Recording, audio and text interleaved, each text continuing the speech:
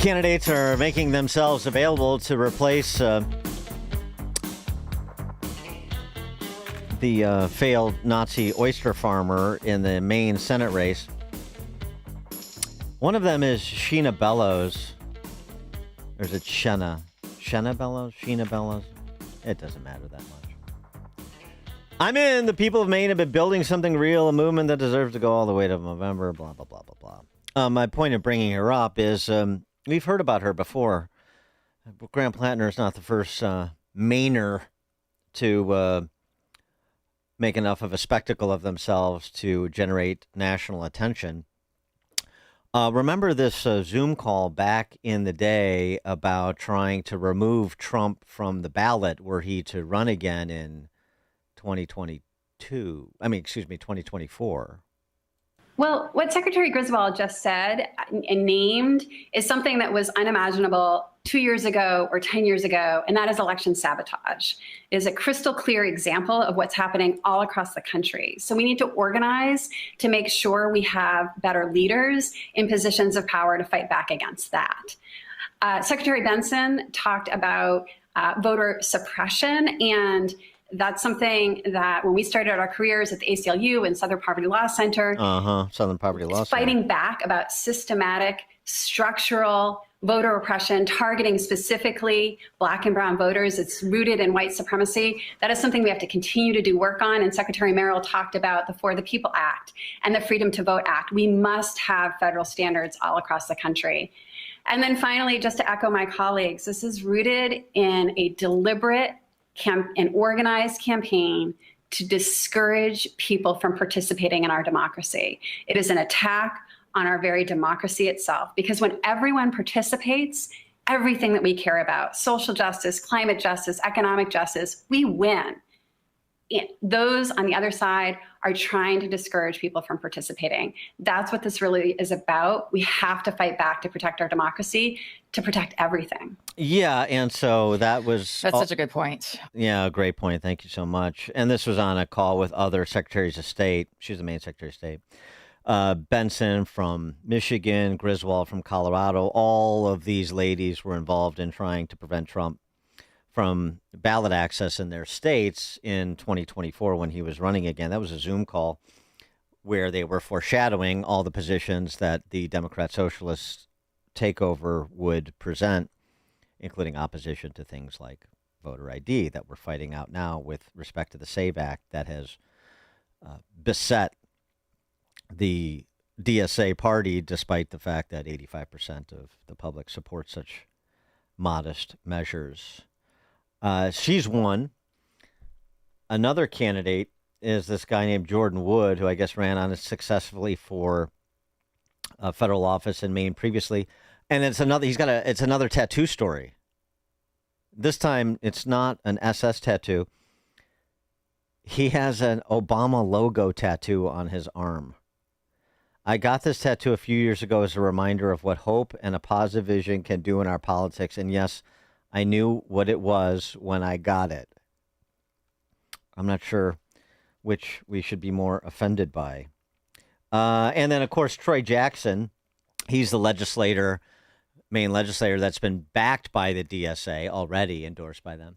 And so right out of the gate, despite the fact that a scrub of his social media accounts find he's never commented on the topic, what's first out of the gate for Troy Jackson now that he's got the DSA endorsement and is aspiring for the nomination, the replacement?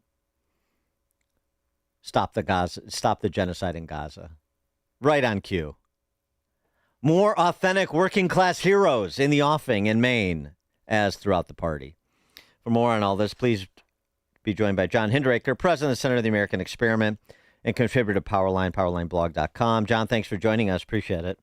Yeah, always great to be with you, Dan. So I'm not sensing that there's a lot of humbling that's going on over there in the Maine DSA party with respect to the candidates that are presenting themselves. And so it's going to be somewhat of a similar race with someone replacing Platner who has slightly less baggage, which, of course, is a very easy bar to clear.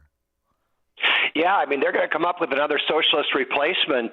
Troy Jackson is the name I keep hearing, but obviously they've got a number of them. They're interchangeable, and we're going to have a far left candidate running against Susan Collins. Well, just thinking about Minnesota, because, we were focusing so much on these defend races, and we're not really focusing on pickup races in particular. Minnesota is always a significant underdog race, but is there any momentum there with like a Michelle Tafoya to surprise in a place like Minnesota this cycle? Well, I think there is, Dan. If her name sounds vaguely familiar to our listeners, it's probably because she was a very well-known sports broadcaster. She did sideline reporting for Monday Night Football, reported on the Olympics, all that kind of thing. So she has good name recognition. She's a very able candidate. Michelle's a friend of mine, and I tried for quite a while to get her to jump into politics, and she finally did this year. She's raising money. I think she's raising some national money. I know she's raising some national money, and that's a perennial problem for Minnesota Republicans. You get outspent 3-1, 5-1, 7-1. But Michelle's going to be competitive, and I think we're going to have a competitive candidate for governor as well. And I think one way or another, we're probably going to break our 20-year losing streak in statewide elections. Really, you're that optimistic that this could be the year? Well, we've got an attorney general candidate running against Keith Ellison, who's going for a third term. Keith Ellison has really been tarred with the scandals, the fraud scandals that we have here in Minnesota. Ellison has never been all that popular. He won by a pretty narrow margin against a much less strong candidate in 2022. This year, the Republicans have got a very strong candidate. Again, a friend of mine who's a member of my organization's board of directors running against him, and I think Ellison is going down. That one, I think we're going to win. Well, we'll see about the others. And part of this is buoyed. I mean, it's sort of a good news, bad news. Part of it is buoyed by the the Leering Center fraud exposés continue, and they're being translated into prosecutions. I saw that a woman named Fahima Mahmood pled guilty to daycare and COVID fraud on the order of almost $4 million recently. Yeah, so Feeding Our Future is the famous one, and that's been going on since the beginning of 2022. My organization has been all over that for 4.5 years now.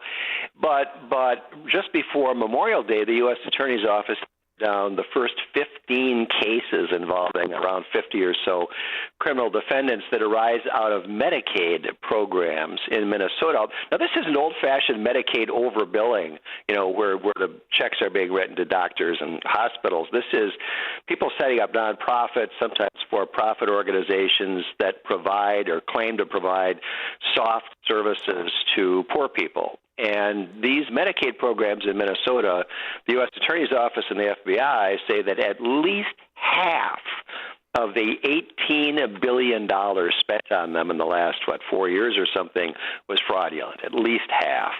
So we're talking about $9 billion, $10 billion, $11 billion in fraud on top of the $500 million in the Feeding Our Future scandal. So it's really a huge story here in Minnesota. And I think it's one of the things that give Republicans a great opportunity. Is it, because it's something where we're thinking about this, is this something that should be central to the Republican Party's messaging going into November and beyond? And this is an opportunity for J.D. Vance to expand his portfolio since he's the point man on the fraud task force. And boy, if there's some evidence that this really is making like a Tim Walz or a Keith Ellison an albatross around the neck of that party up and down the ballot in Minnesota, then maybe that's something that should be replicated elsewhere.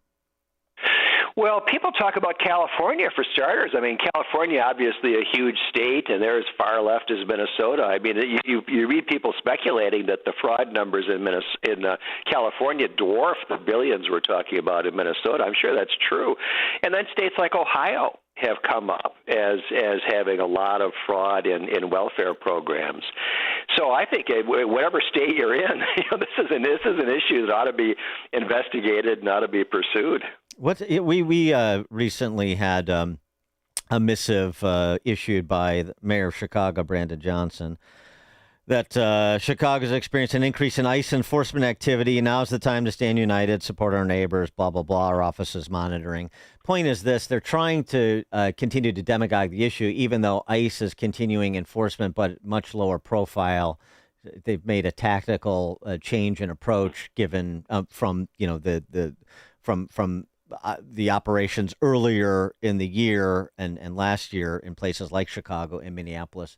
And I just wanted to sort of get your handle, since with the Alex Preddy and Renee Good officer-involved shootings in Minnesota that made that place sort of central in their efforts, the Open Borders crowd's efforts against ICE, where that stands in Minneapolis now. Is it something like this, where now you've really got to dig because they're doing things more, I want to say surreptitiously, but just more tactically, and so there's not the opportunity for the cause celebs from the professional activist class that there were previously, both in Chicago and Minneapolis?